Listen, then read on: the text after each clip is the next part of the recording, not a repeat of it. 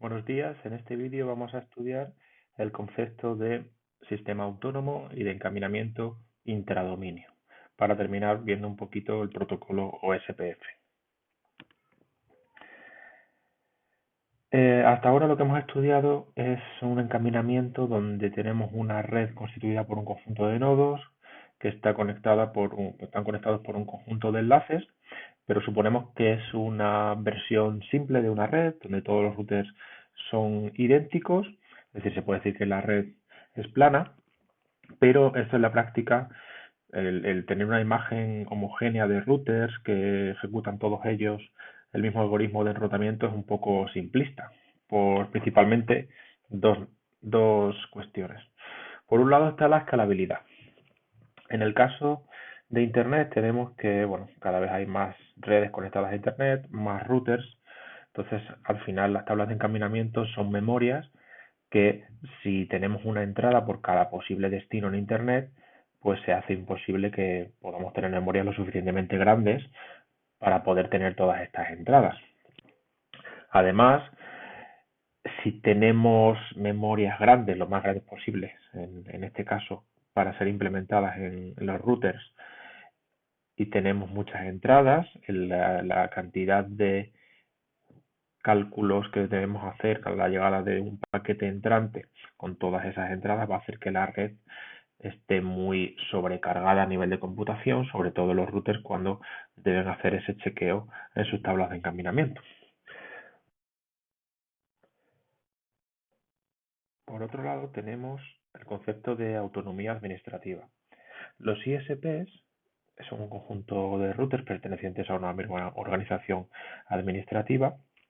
Quizás su administrador de red quiera ejecutar un protocolo de encaminamiento concreto, es decir, tener cierto control sobre su propia red. Pero claro, si cada administrador de red quiere utilizar su protocolo de encaminamiento concreto e Internet es un conjunto de redes enorme, puede ser que unos administradores quieran ejecutar un protocolo de encaminamiento específico y otros administradores quieran ejecutar otro protocolo diferente. Por eso debe haber un protocolo común a todos esos ISPs, a todas esas redes, para poder hablar entre sí, aunque cada uno, dentro de su territorio administrativo, puede ejecutar el protocolo que quiera. ¿Vale? En las siguientes diapositivas veremos un poquito más claro este concepto. Tenemos que definir el concepto de sistema autónomo. Un sistema autónomo o dominio básicamente es un conjunto de routers que están administrados por una misma organización, ¿vale? Por ejemplo, un ISP. Si tenemos, imaginaros una red, la red 1 y otra red 2, donde la red 1 voy a utilizar el protocolo de encaminamiento interior 1 y en la red 2 voy a utilizar otro protocolo de encaminamiento a nivel interior, ¿vale? Aunque están tratando de utilizar diferentes idiomas, finalmente necesitamos un protocolo que nos permita alcanzar al resto de redes en Internet. Por eso, el concepto de routing lo vamos a dividir en dos. Por un lado, tenemos el encaminamiento intradominio, intrasistema autónomo, donde todos los routers pertenecientes al sistema autónomo deben ejecutar el mismo protocolo intradominio. En este caso, en la red 1 o sistema autónomo 1, vamos a ejecutar el protocolo de encaminamiento interior 1 y en la red 2 el protocolo de encaminamiento interior 2. Además, existen unos routers específicos conocidos como routers gateway o routers del borde que deben hablar tanto el protocolo de encaminamiento interior, en este caso el sistema autónomo 1, hablará el gateway que acabo de representar por este nodo rojo, hablará el protocolo de encaminamiento 1 y el gateway de la red 2 va a hablar el protocolo de encaminamiento de la red 2, deben ejecutar un protocolo de encaminamiento interdominio o intersistema autónomo, protocolo de encaminamiento exterior, que es el representado por la línea azul que pinté antes, donde nos va a permitir intercambiar esa información entre sistemas autónomos, es decir, qué protocolo de encaminamiento está ejecutándose en la red adyacente vecina, a cuántos saltos está un sistema autónomo. Entonces tenemos los conceptos de sistema autónomo, encaminamiento intradominio, encaminamiento interdominio. En esta diapositiva se ve un ejemplo donde tenemos tres sistemas autónomos, sistema autónomo 3, que puede ejecutar el protocolo de encaminamiento interior rojo, por ejemplo, sistema autónomo 1, que puede ejecutar el protocolo de encaminamiento interior verde, y sistema autónomo 2, que puede ejecutar el protocolo de encaminamiento amarillo. En este caso, tenemos que en el sistema autónomo 3, el router del borde es el router 3A, en el sistema autónomo 1 tenemos que el router del borde es el router 1C, pero además hay otro que es el 1B para poder salir al sistema autónomo 2, y en el sistema autónomo 2 tenemos que el router del borde que está conectado con el sistema autónomo 1 es el 2A.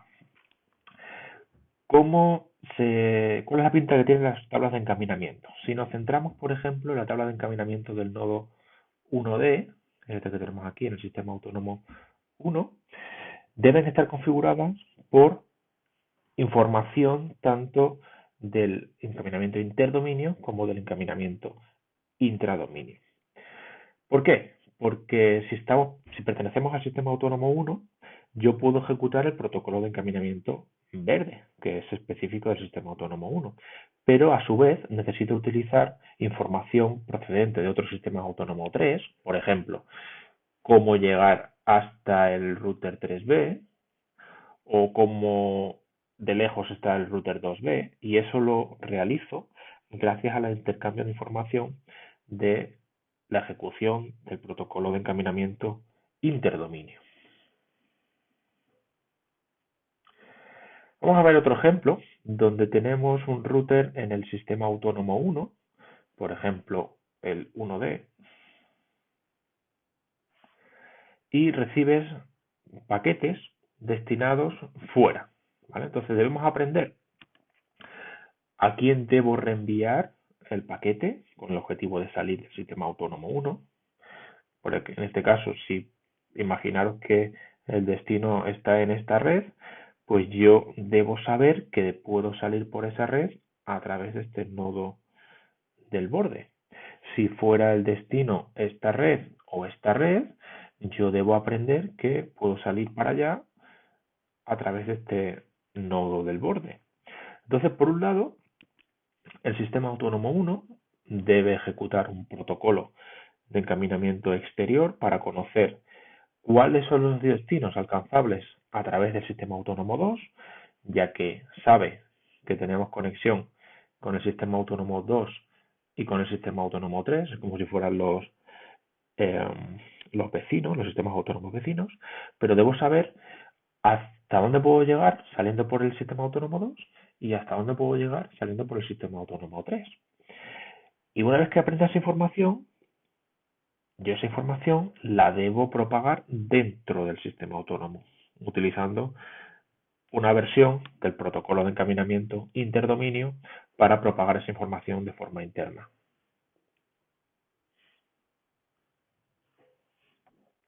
A continuación vamos a conocer un protocolo de encaminamiento interior que se llama OSPF, cuyas siglas pertenecen a Open Shortest Path First. Open quiere decir que está públicamente disponible.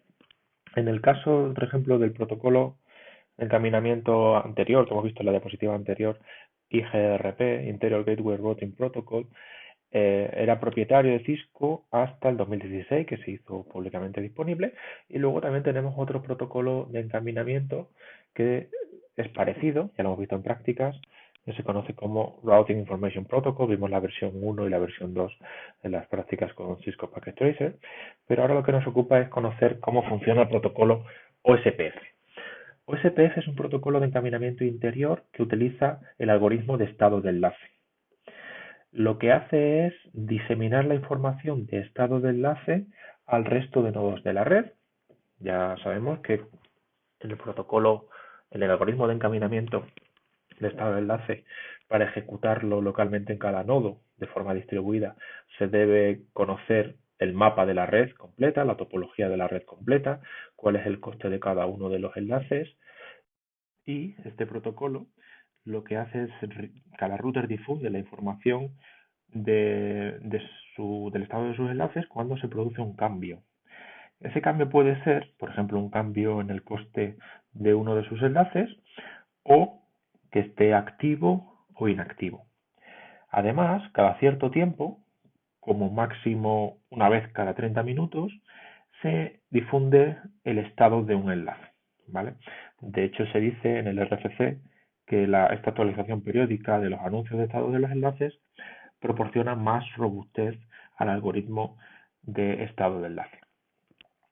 Estos mensajes que se intercambian los routers, que son de tipo, pueden ser de distintos tipos, pero uno de los más utilizados es el tipo hello, para saber cómo están el resto de nodos de la red, porque aunque nosotros intercambiamos información con nuestros vecinos, al final vamos a conocer, gracias a esa propagación de los mensajes, cuál es el estado de todos los nodos de la red, con todos los costes, con si ha habido alguna caída, alguna activación de alguno de los enlaces.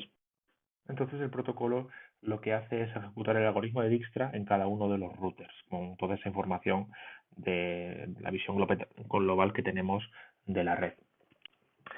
Estos mensajes que se intercambian van directamente sobre IP, utilizando el campo protocolo para especificar que es un mensaje OSPF. Por otro lado, existe otro protocolo muy parecido que se conoce como ISIS. OSPF tiene características avanzadas como son las de proporcionar seguridad, de modo que al añadir, por ejemplo, autenticación en el intercambio de mensajes OSPF, solo pueden participar en el protocolo los routers de confianza del sistema autónomo.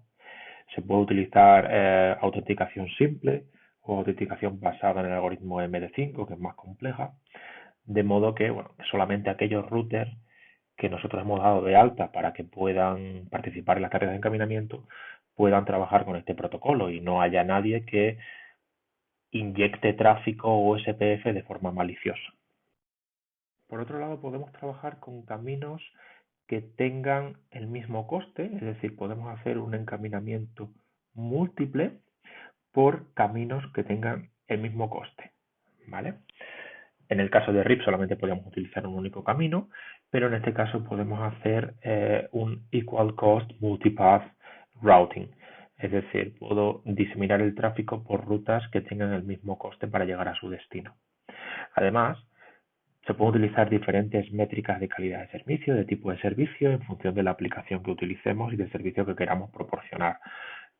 Por ejemplo, en el caso de los satélites, el coste de los enlaces puede establecerse abajo para trabajar con un servicio best effort, de mejor esfuerzo, pero en aplicaciones en tiempo real podemos darle un coste alto, una prioridad diferente. Además, se puede trabajar con multicast. Multicast es una forma de difusión, conocida como multidifusión, donde se crea un grupo de elementos interesados en la red para hacerles llegar la información y se puede modificar el protocolo OSPF que tiene características para trabajar con multicast. Vamos a ver ahora el concepto de jerarquía en OSPF en dominios o sistemas autónomos grandes. Aquí tenemos una red, un dominio OSPF, donde podemos establecer áreas OSPF donde se utiliza el protocolo OSPF en su interior, es decir, todos los routers van a ejecutar ese protocolo para intercambiar la información de estado de enlace, cada una de forma interna, como veíamos antes en los protocolos de encaminamiento interior, ¿vale? Tenemos 3 áreas, los routers de cada una de las áreas hacen las tareas de difusión dentro del área. Por otro lado, necesitamos salir para comunicar el área 1 con el área 2. Yo necesito salir del área 1. Para ello hay un router del borde del área en cada una de las áreas o SPF, lo represento con sus colores característicos, que son los encargados de sacar la información del protocolo fuera. Además, en OSPF jerárquico tenemos una red troncal que está constituida por los routers del borde de cada una de las áreas, ¿vale? El rojo, el verde, el azul. Puede haber otros routers normales, formando una topología concreta, y puede haber ya finalmente un router que hace de borde de todo el dominio jerárquico OSPF. Entonces, para nosotros en el área 1 diseminar la información OSPF, por ejemplo, es este router que salga para afuera y que llegue, por ejemplo, a este router, tenemos que salir del dominio gracias al router del borde del área rojo, luego llega a un router normal dentro del dominio jerárquico OSPF, que es el encargado de enviar el tráfico hacia el router del borde del área verde y a partir de ella se inyecta dentro del área 2. En esta diapositiva tenemos el resumen, tenemos dos niveles en la jerarquía OSPF, las áreas y el backbone de la red, ¿vale?